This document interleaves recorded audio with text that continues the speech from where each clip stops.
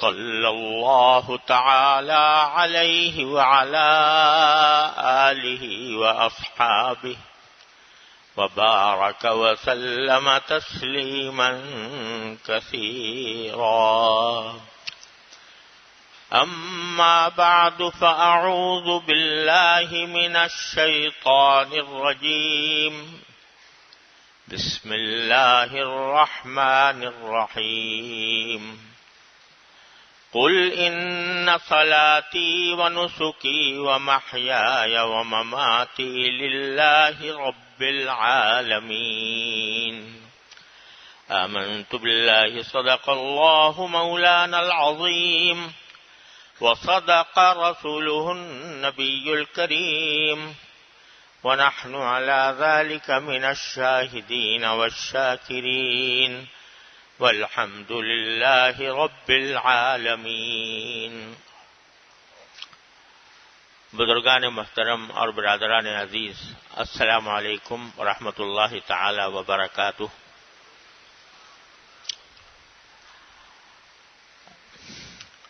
پچھلے جمعہ کو میں نے قربانی کرتے وقت یا جانور ذبح کرتے وقت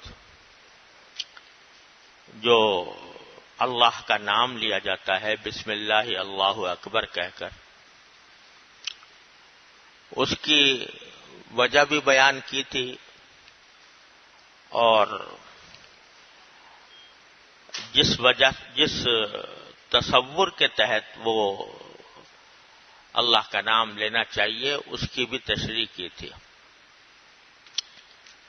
یہ بسم اللہ اللہ اکبر کا کلمہ جو ہے یہ تو ہر موقع پر جب بھی کوئی جانور ذبح کیا جائے وہ کہا جاتا ہے، اور جب تک یہ نہ کہا جائے تو اس وقت تک ذبیحہ حلال نہیں ہوتا.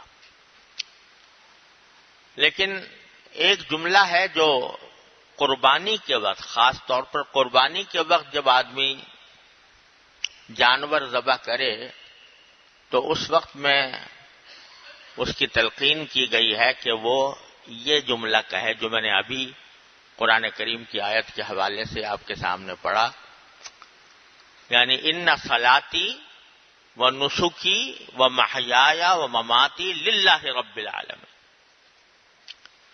جس کے معنی یہ ہے کہ میری نماز اور میری قربانی، نسک کے معنی عربی زبان میں قربانی کے بھی ہوتے ہیں اور اس کو ہر عبادت کے لیے بھی بعض اوقات استعمال کیا جاتا ہے. تو اس کا ترجمہ یہ بھی کیا جا سکتا ہے کہ میری نماز اور میری قربانی، اور یوں بھی کیا جا سکتا ہے کہ میری نماز اور میری ساری عبادتیں یہ سب اللہ کے لیے ہیں. اور پھر آگے یہ فرمایا وَمَحْيَايَ وَمَمَاتِي، میرا جینا اور میرا مرنا یہ بھی اللہ کے لیے ہے جو پروردگار ہے تمام جہانوں کا. تو اس میں ایک بات تو یہ یاد دلائی گئی ہے کہ جو میں نماز پڑھتا ہوں اس کا کوئی مقصد سوائے اس کے نہیں ہے کہ میں اپنے اللہ کو راضی کروں، میں اللہ جل جلالہ کی خوشنودی حاصل کروں. اخلاص کی تعلیم دی گئی ہے کہ آدمی نماز پڑھے یا قربانی کرے یا کوئی اور عبادت ادا کرے تو وہ عبادت خالصتاً اللہ کے لیے ہونی چاہیے، اس میں کسی اور کی رضامندی، کسی اور کی خوشنودی کا کوئی دخل نہ ہونا چاہیے. اگر کوئی آدمی نماز پڑھ رہا ہے دکھاوے کے لیے العیاذ باللہ، یا قربانی کر رہا ہے دکھاوے کے لیے، کبھی سب دیکھیں گے کہ میں نے اتنے سارے جانور قربان کیے اور لوگ کہیں گے کہ یہ بڑا عبادت گزار ہے یا اس نے بڑی جوش و خروش کے ساتھ اور بڑے محبت کے ساتھ قربانی کی ہے. لوگوں کو خوش کرنے کا خیال اگر ہو، اللہ بچائے، تو یہ ریاکاری ہے، یہ نام و نمود ہے. یہ شہرت طلبی ہے، لوگوں کی نگاہوں میں اچھا بننے کا مقصد ہے، تو پھر یہ اللہ کے لیے نہ رہی۔ جو عبادت بھی کسی غیر اللہ کو خوش کرنے کے لیے کی جائے تو وہ عبادت نہیں ہے، بلکہ اللہ بچائے، ایک حدیث میں رسول کریم صلی اللہ علیہ وسلم کا یہ ارشاد مروی ہے کہ من صلی یرائی فقد اشرک باللہ، جو شخص نماز پڑھے ریاکاری کی خاطر، دکھاوے کی خاطر، تو اس نے اللہ کے ساتھ مخلوق کو شریک کر لیا۔ یہ شرک کے جیسی چیز ہے، اللہ بچائے، ریاکاری جو ہے۔ تو میں جو بھی عبادت کروں، صدقہ دوں، خیرات کروں، کوئی بھی کام کروں، اس میں سوائے اللہ تعالی کی رضامندی کے کوئی اور بات مقصود نہیں ہونی چاہیے۔ تو میری نماز بھی اللہ کے لیے، میری قربانی بھی اللہ کے لیے، میری عبادتیں بھی اللہ کے لیے۔ ایک تو یہ یاد دلایا جا رہا ہے عین قربانی کے وقت میں یہ کہو تاکہ تمہاری نیت خالص ہو جائے، اس میں دکھاوے کا کوئی شائبہ نہ ہو۔ یہ بات تو بالکل واضح ہے۔ اللہ تعالی ہم سب کو عمل کی توفیق عطا فرمائے کہ جب بھی ہم کوئی عبادت کریں تو اللہ کے لیے کریں، اس میں کسی دوسرے کو دکھانے کا پہلو شامل نہ ہو، دکھاوے کا پہلو شامل نہ ہو۔ صدقہ کریں، کوئی خیرات کریں، اس میں سوائے اللہ جل جلالہ کے کسی اور کی رضا مقصود نہ ہو، اس میں یہ خیال نہ ہو کہ بھئی میں اگر یہ کروں گا تو دنیا میں سخی کہلاؤں گا، بلکہ خالص اللہ کے لیے۔ یہاں تک کہ ایک حدیث میں رسول اللہ صلی اللہ علیہ وسلم نے اس شخص کی بڑی فضیلت بیان فرمائی کہ جو اس طرح صدقہ کرے کہ اس کے بائیں ہاتھ کو بھی پتہ نہ چلے کہ دائیں ہاتھ نے کیا دیا، خفیہ طریقے سے کسی کو دکھائے بغیر چپکے سے کسی کو دے دے، اور اس کے بائیں ہاتھ کو بھی پتہ نہ چلے کہ دائیں ہاتھ نے کیا دیا، اس کی بڑی فضیلت۔ لہذا یہ عبادتوں کے اندر تو یہ معاملہ بالکل واضح ہے، ہر مسلمان جانتا ہے کہ عبادت اللہ ہی کے لیے ہونی چاہیے۔ البتہ کبھی کبھی شیطان بہکا دیتا ہے یا انسان کا نفس بہکا دیتا ہے، اور وہ ایک اچھے کام میں اور عبادت میں وہ کوئی ایسی کھنڈت ڈال دیتا ہے کہ اس میں انسان کی نیت خراب ہو جاتی۔ اس کی ایک میں مثال دیتا ہوں کہ جیسے لوگ شادی بیاہ کے موقع پر یا کسی تقریب کے موقع پر وہ تقریب کرنے والے کو کچھ ہدیہ دیتے ہیں۔ ہدیہ دینا یہ بڑی فضیلت کی چیز ہے، اور ایک مسلمان دوسرے مسلمان کو محبت کے ساتھ کوئی ہدیہ پیش کرے تو اس کی بڑی فضیلت ہے، اور اس کا بھی بڑا اجر و ثواب ہے۔ صدقے کا تو ہے ہی ثواب، لیکن ایک مسلمان صرف محبت کی خاطر دوسرے کو ہدیہ پیش کر رہا ہے، بھئی تم میرے مسلمان بھائی ہو، میں تمہیں ہدیہ، تم میرے رشتہ دار ہو، رشتہ داری کی وجہ سے میں دے رہا ہوں، صلہ رحمی ہے، بڑی زبردست فضیلت ہے صلہ رحمی کی۔ تو آدمی اگر اس نظر سے ہدیہ دے کہ یہ میں محبت سے دے رہا ہوں، اور اس محبت سے دینے کا مقصد یہ ہے کہ اللہ راضی ہو کہ میں نے اپنے ایک مسلمان بھائی کو یا اپنے کسی رشتہ دار کو کوئی ہدیہ پیش کیا، اس کی بڑی فضیلت ہے۔ اور رسول کریم صلی اللہ علیہ وسلم نے کا یہ ارشاد منقول ہے کہ تہادوا تحاببتم، ایک دوسرے کو ہدیے دیا کرو، تمہارے درمیان آپس میں محبتیں پیدا ہوں۔ تو یہ بڑی فضیلت کا کام ہے۔ لیکن آج کل یہ ایسی صورت بن گئی ہے تقریبات کے موقع پر، شادیوں کے موقع پر اگر کوئی شخص شادی میں شرکت کرنے جاتا ہے، اپنے کسی رشتہ دار کی یا اپنے کسی دوست کی تقریب میں جاتا ہے، تو ہدیہ لے کر جانا لازمی ہے، کوئی تحفہ لے جانا لازمی ہے۔ بسا اوقات انسان کو دل میں یہ اس کی خواہش نہیں ہوتی دینے کی، وہ دل سے اس کا تقاضا نہیں ہوتا کہ میں ہدیہ دوں، لیکن مجبور ہے۔ کیوں مجبور ہے؟ اگر نہیں دوں گا تو میری ناک کٹ جائے گی، اگر نہیں دوں گا تو تقریب والا ناراض ہو جائے گا، اور اگر نہیں دوں گا تو دنیا کیا کہے گی کہ بھائی اتنا قریبی دوست تھا، اتنا قریبی رشتہ دار تھا، مگر اس نے نکاح کے موقع پر اس کو کوئی ہدیہ بھی نہیں دیا، کوئی تحفہ بھی نہیں دیا۔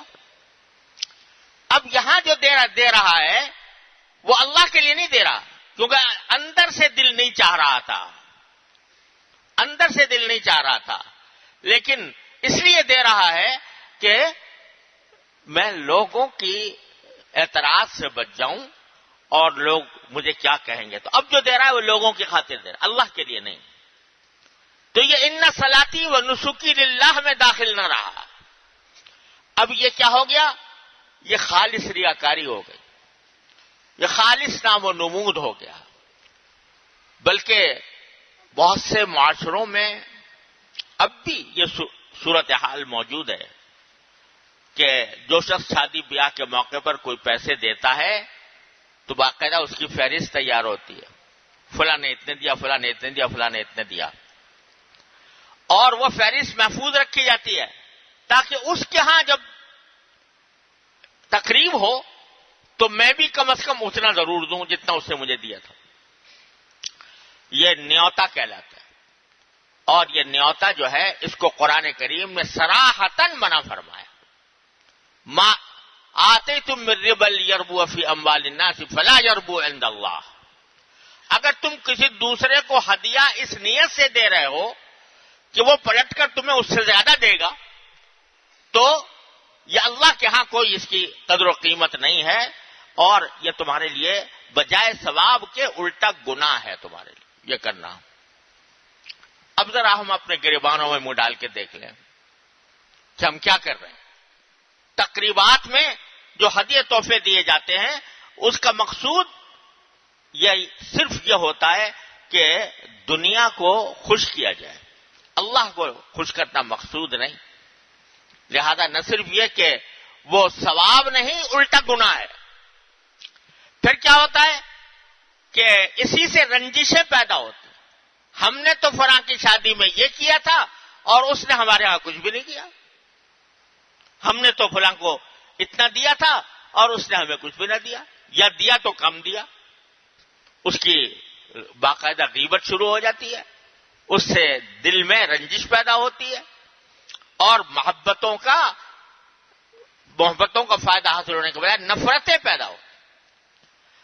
تو یہ شیطان نے ایک اچھے کام کے اندر جو ثواب کا کام تھا اس نے اس طرح کھنڈت ڈال دی کہ بجائے ثواب کے وہ گناہ بن گیا۔ تو یہ آیت ہمیں توجہ دلا رہی ہے کہ جو کوئی کام کرو اللہ کے لیے کرو۔ اگر کسی عزیز کے ساتھ، یہی آگے مانا ہے ان محیای و مماتی للہ رب العالمین، میری زندگی بھی، میرا جینا بھی اور میرا مرنا بھی اللہ کے لیے ہے جو رب العالمین ہے۔ جینا اللہ کے لیے اس طرح ہے کہ جو کام میں کر رہا ہوں چاہے وہ دیکھنے میں ثواب کا کام نظر نہ آ رہا ہو، لیکن میں وہ بھی اللہ کے لیے کر رہا ہوں۔ میں سو رہا ہوں تو اللہ کے لیے سو رہا ہوں کہ میں تازہ دم ہو کر اللہ تعالیٰ کے احکام کے مطابق زندگی گزاروں۔ میں کھا رہا ہوں تو اس نیت سے کھا رہا ہوں کہ اس سے میرے جسم کو تقویت حاصل ہوگی، میرے نفس کا حق ادا ہوگا، نبی کریم صلی اللہ علیہ وسلم کی سنت پر عمل ہوگا، اور میں اس پر اللہ تعالیٰ کا شکر ادا کروں گا، اور اس سے جو قوت حاصل ہوگی وہ اپنے فرائض و واجبات کی ادائیگی میں صرف کروں گا۔ تو تمہارا کھانا بھی عبادت، تمہارا سونا بھی عبادت، تمہارا چلنا بھی عبادت، تمہارا پھرنا بھی عبادت، تمہارا کمائی کرنا بھی عبادت۔ حلال طریقے سے کمائی کرو اور صحیح نیت کے ساتھ کرو، سنت کے مطابق اور شریعت کے مطابق کرو، تو یہ بھی تمہارے لیے بات ہے۔ محیایا للہ، میری زندگی بھی اللہ کے لیے، ساری زندگی صبح سے لے کر شام تک کی ساری زندگی اللہ کے لیے۔ اور تو یہ بھی چیز جو ہے مد نظر رکھنے کی ضرورت ہے۔ اللہ تعالی ہم سب کے دلوں میں بٹھا دے یہ بات۔ اب اگر جو کام تم دوسرے کے ساتھ کر رہے ہو، کوئی احسان کا کام کر رہے ہو، تو اس احسان کا کام بھی اللہ کے لیے کرو۔ اللہ کے لیے کرنے کا ایک بہترین مراقبہ اللہ تعالی نے سورہ دہر میں بیان فرمایا کہ جب اللہ کے نیک بندے کسی کو کھانا کھلاتے ہیں تو کیا کہتے ہیں؟ انما نطعمکم لوجہ اللہ لا نريد منکم جزاء ولا شکورا۔ ہم جو تمہیں کھانا کھلا رہے ہیں وہ صرف اللہ کی خاطر کھلا رہے ہیں، اللہ تعالیٰ کی رضامندی کے لیے، خوشنودی کے لیے کھلا رہے ہیں۔ ہمیں تمہاری طرف سے نہ کوئی بدلہ چاہیے ولا شکورا، یہاں تک کہ تمہاری طرف سے شکریہ بھی نہیں چاہیے۔ اب ہمارے دلوں میں بسا اوقات یہ خیال پیدا ہو جاتا ہے، اللہ تعالیٰ معاف کرے، ہمارے دلوں میں خیال پیدا ہوتا ہے ہم نے تو فلاں کے ساتھ یہ سلوک کیا تھا اور اس نے ہمارا جواب میں شکریہ کا لفظ بھی نہیں کہا، کوئی شکریہ بھی ادا نہیں کیا، تو اللہ بچائے یہ کیا ہوا کہ اس کے معنی یہ کہ جو تم نے دیا تھا وہ اس لیے دیا تھا تاکہ دوسرا تمہارا شکریہ ادا کرے۔ ٹھیک ہے، اس کو چاہیے کہ شکریہ ادا کرے، یہ اس کا فرض ہے۔ حدیث میں ہے کہ جو انسانوں کا شکریہ ادا نہیں کرتا اللہ کا بھی شکریہ ادا نہیں کرتا۔ بندوں کا شکریہ ادا کرنا چاہیے اگر وہ کوئی تمہارے ساتھ اچھا کام کر رہے ہیں، لیکن اگر اس نے نہیں کیا تو اس کا فعل ہے اپنا، تمہیں اس کا انتظار نہیں ہونا چاہیے، تمہیں اس کا انتظار نہیں ہونا چاہیے۔ اور اگر وہ شکریہ ادا نہیں کر رہا تو اس پر کوئی برا ماننے کی بات نہیں۔ کیوں؟ اس لیے کہ تم نے تو اللہ کے لیے کیا تھا۔ اور اسی لیے حدیث میں رسول کریم صلی اللہ علیہ وسلم نے فرمایا کہ صلہ رحمی کرنے والا وہ نہیں ہے جو صلہ رحمی کا بدلہ صلہ رحمی سے دے، وہ صلہ رحمی کوئی نہیں۔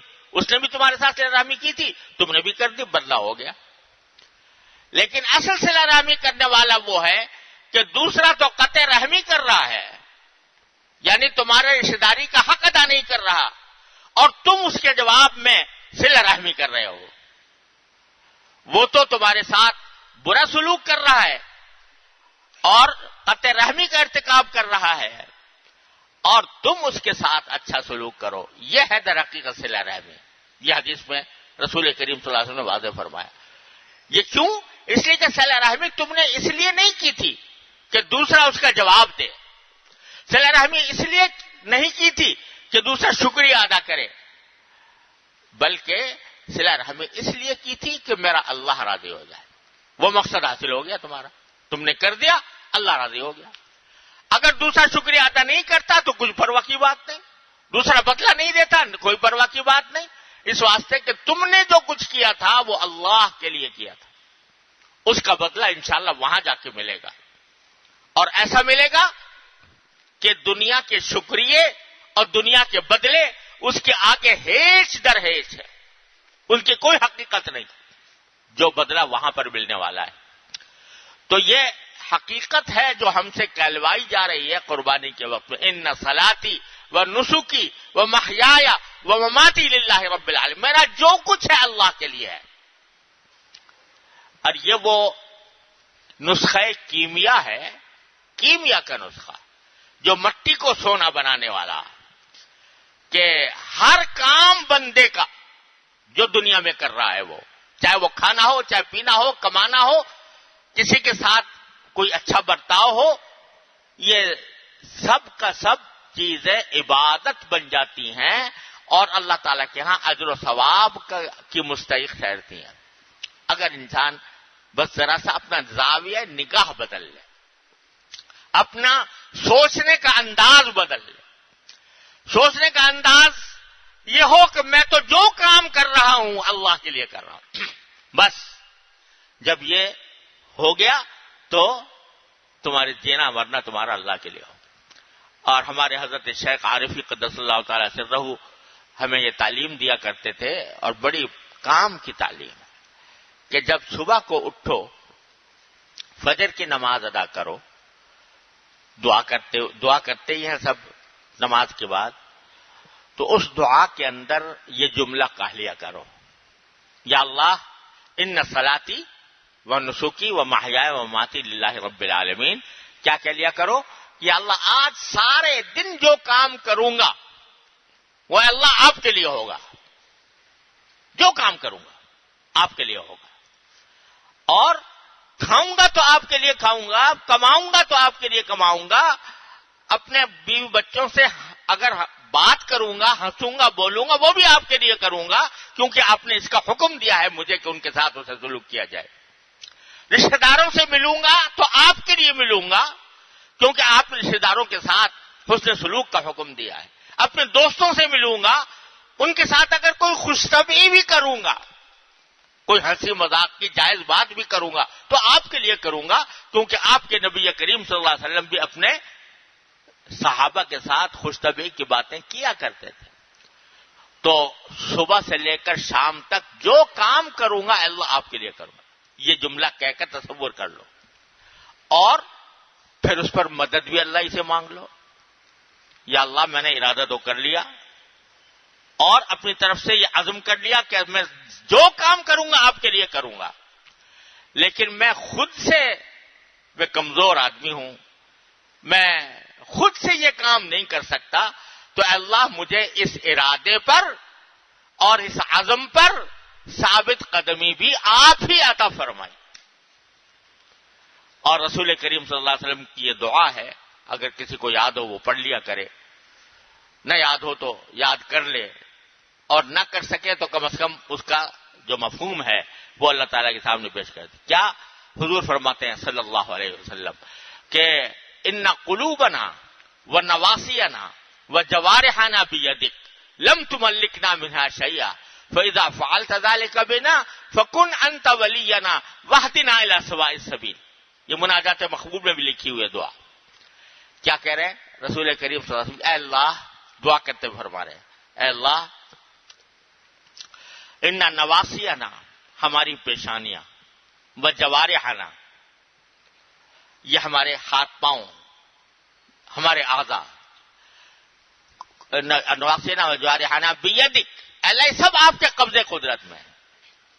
لم تملکنا منها شیئا، ان میں سے کسی چیز کا آپ نے ہمیں مالک نہیں بنایا، مالک آپ ہی ہیں، ہمیں دے رکھے ہیں یہ اعضاء، یہ جوارح، ہمارے دل، ہمارے پیشانیاں، ہمارے اعضاء و جوارح، اے اللہ سب آپ کے قبضے میں ہیں، آپ نے ان میں سے کسی چیز کا ہمیں مالک نہیں بنایا، مالک آپ ہی ہیں، ہم استعمال کر رہے ہیں. جب یہ بات ہے فَإِذَا فَعَلْتَ ذَلِكَ بِنَا، جب آپ نے یہ بات کی ہے تو فَكُنْ أَنْتَ وَلِيَّنَا، تو اللہ آپ ہی ہمارے کارساز بن جائیے. یعنی ہم اپنے دلوں کو، اپنی پیشانیوں کو، اپنے اعضاء و جوارح کو جو بھی استعمال کریں وہ آپ کی قدرت سے ہم آپ ہی کے لیے استعمال کریں. فَكُنْ أَنْتَ وَلِيَّنَا وَاهْدِنَا إِلَى سَوَاءِ السَّبِيلِ، اور ہمیں سیدھے راستے کے راستے پر پہنچا دیجئے. یہ کیا دعا، عجیب دعا ہے جو رسول کریم صلی اللہ علیہ وسلم نے فرمائی. تو اسی کو آپ اردو میں کہہ لیں، یا اللہ ہمارا سارا وجود، ہمارے دل کی تمنائیں، آرزوئیں، خواہشیں، جذبات، جو کچھ ہیں، اے اللہ آپ کے قبضے قدرت میں ہیں، آپ ہی اس کے مالک ہیں. تو اپنے فضل و کرم سے میں نے جو ارادہ کیا ہے کہ میں ہر کام اللہ کے لیے کروں گا، تو اے اللہ اس کی مجھے توفیق بھی عطا فرما دیجیے، اس کے اوپر مجھے ثابت قدم بھی رکھیے، ثابت قدمی بھی عطا فرمائیے. یہ پڑھ لیا کرو صبح کو، یہ دعا کر لیا کرو اللہ تعالیٰ کے سامنے، تو انشاءاللہ پوری زندگی عبادت بن جائے گی. محیای و مماتی للہ رب العالمین میں داخل ہو جائیں. رات کو سونے سے پہلے ایک مرتبہ جائزہ لے کر دیکھ لو کہ بھائی آج کے دن میں مجھ سے کوئی غلطی، کوئی گناہ ہوا کہ نہیں ہوا. اگر نہیں ہوا الحمدللہ، یا اللہ آپ کا فضل و کرم ہے کہ میں آپ کی حفاظت میں رہا اور مجھ سے کوئی غلطی سرزد نہیں ہوئی. اگر ہو گئی تو اسی وقت توبہ کر لو، یا اللہ غلطی ہو گئی، میں نے ارادہ کیا تھا مگر میرے نفس نے، شیطان نے مجھے مجبور کر دیا، مجھ سے فلاں کام میں غلطی ہو گئی، فلاں کام مجھ سے گناہ کا ہو گیا، اے اللہ میں استغفار کرتا ہوں، توبہ کرتا ہوں۔ استغفار توبہ کر کے سو جاؤ۔ روز یہ کام، 2 منٹ کا کام، 2 منٹ بھی نہیں لگتے، 2 منٹ کا کام صبح اور 2 منٹ کا کام رات کو، یہ کر کے دیکھیں تو انشاءاللہ زندگی میں انقلاب آ جائے گا، خوشگوار انقلاب، ایسا انقلاب کہ جو دنیا اور آخرت کو خوشگوار بنا دے گا انشاءاللہ۔ اس کا اہتمام کر لیں، یہی معنی ہے ان صلاتی و نسکی و محیائی و مماتی للہ رب العالمین، کہ اللہ تعالیٰ اپنی رحمت سے، اپنے فضل و کرم سے مجھے بھی آپ کو بھی اس پر عمل کرنے کی توفیق عطا فرمائے۔ وآخر دعوانا الحمدللہ۔